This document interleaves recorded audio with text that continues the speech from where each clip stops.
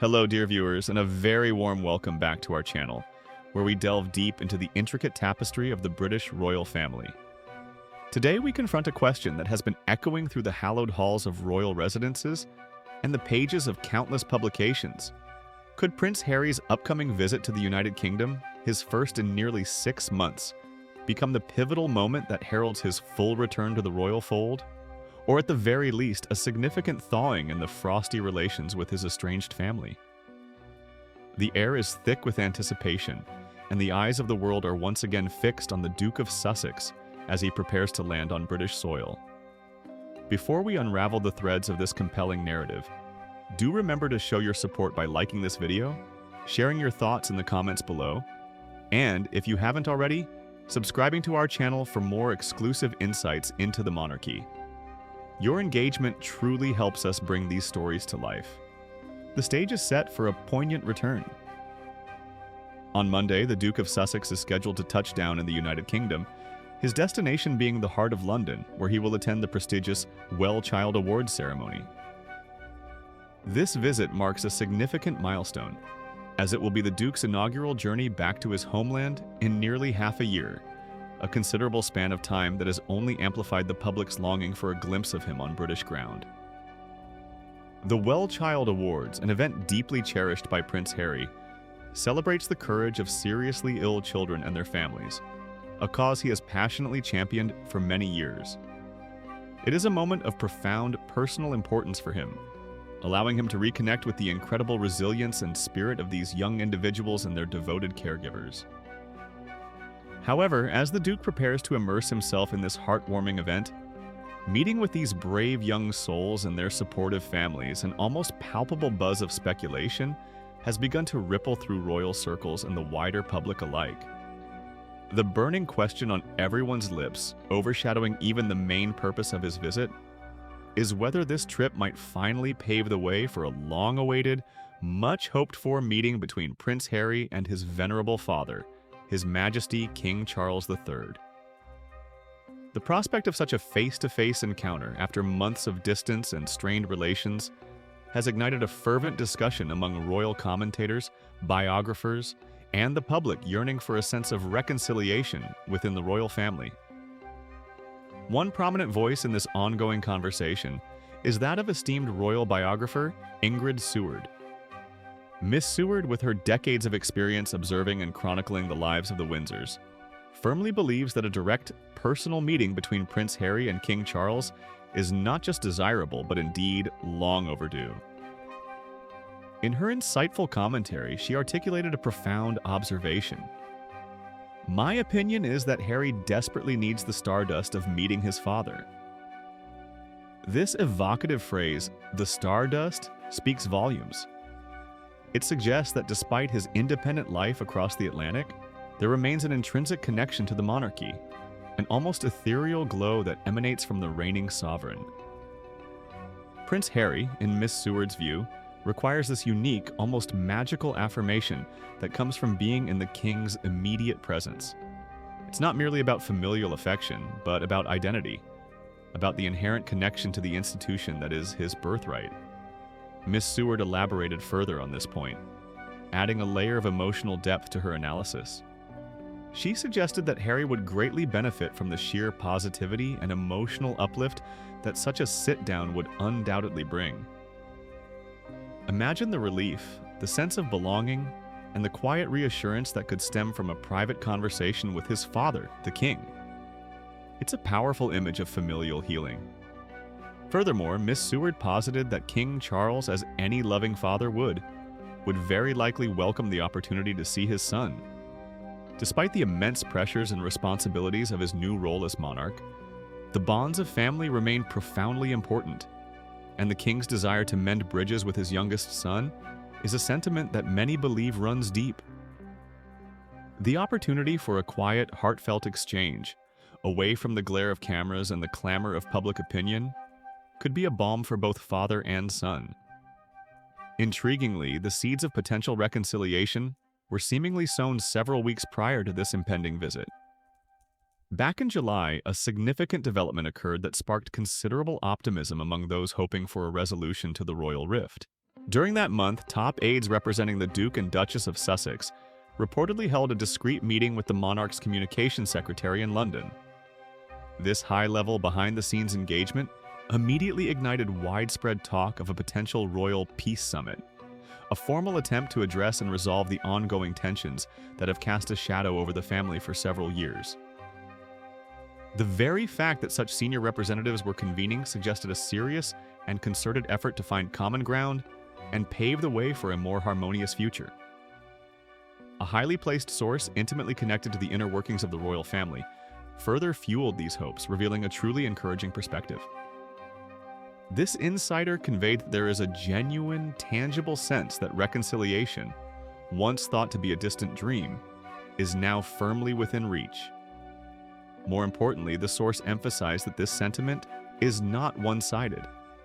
There is a clear and determined resolve on both sides, from Harry and Meghan's camp and from the palace, to actively work towards making this reconciliation a reality. This mutual determination is perhaps the most critical ingredient for success, suggesting that both parties are prepared to invest the necessary effort, compromise, and understanding to heal the divisions. It paints a picture of hope, hinting at a future where familial bonds might once again take precedence over past grievances. While the exact likelihood of King Charles and Prince Harry actually meeting during this upcoming visit remains shrouded in uncertainty and careful royal discretion, various sources continue to offer tantalizing clues and insights into what might motivate such an encounter. Among these, one factor stands out as particularly poignant and universally relatable: the king's profound desire to reunite with his cherished grandchildren. It is widely believed that this deep-seated longing could serve as a powerful, indeed compelling, motivating factor for him to extend an olive branch, or at the very least to facilitate a meeting with his son. The joy and comfort that grandchildren bring to any grandparent are immeasurable, and for a monarch, these personal connections are vital amidst the immense public duties.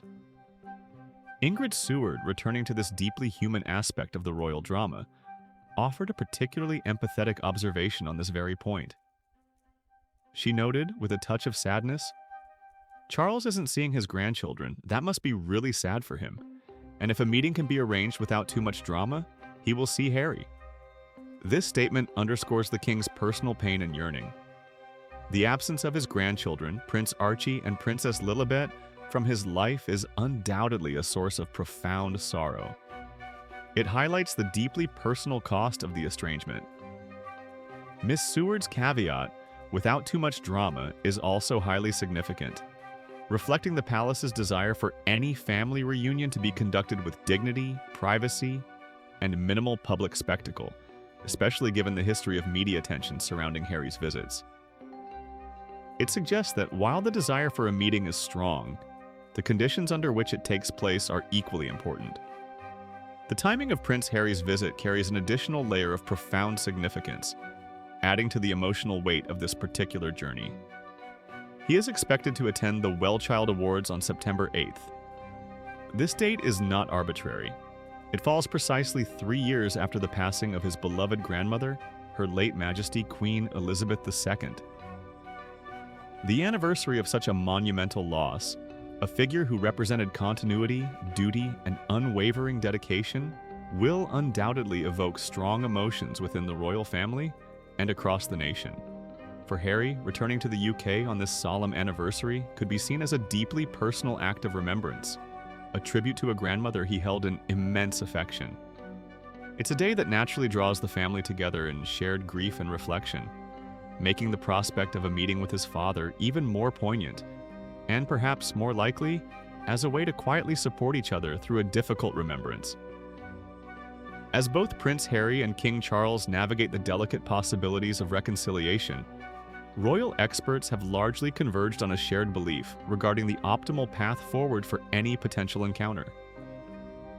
They overwhelmingly suggest that a private meeting, conducted away from the intrusive gaze of the media and the clamor of public expectation, would undoubtedly be the most constructive and effective way to begin mending fences. Royal historian Marlene Koenig, a respected authority on the monarchy, articulated this view with clarity. If there is a meeting, it will be private and more likely to be on the king's terms rather than Harry's. This insight is crucial. It acknowledges the inherent power dynamics within the monarchy. While Harry is a prince, his father is the reigning monarch, with immense responsibilities and a schedule dictated by the affairs of state.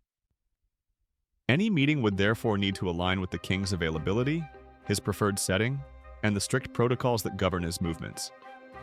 The emphasis on privacy is paramount. It allows for genuine, uninhibited conversation, free from the pressure of public scrutiny, which has often complicated past attempts at resolution. A quiet, untelevised conversation could pave the way for the healing that so many hope to see within this enduring family. In conclusion, Prince Harry's impending visit to the UK is far more than just an appearance at a charity event.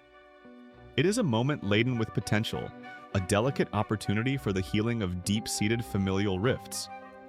The whispers of reconciliation, the profound longing of a father to see his grandchildren, and the poignant timing of the visit coinciding with a significant royal anniversary all converge to create a powerful narrative. Whether this visit will culminate in a face-to-face meeting between father and son remains to be seen, but the groundwork appears to be laid for such an event, albeit one conducted on the king's terms and in the utmost privacy. This evolving situation certainly gives us much to reflect upon regarding the complexities of family dynamics, even within the most public of institutions. It reminds us that at its heart, the royal family, despite its grandeur, grapples with the same human emotions and challenges as any other. What are your thoughts on this potential reunion? Do you believe a meeting will take place, and what do you think its outcome might be? Share your opinions in the comments section below. We'd love to hear your perspective. Don't forget to like this video, subscribe for more in-depth royal analysis, and join us again soon for our next update on the compelling world of the British monarchy. Thank you for watching, and we'll see you next time.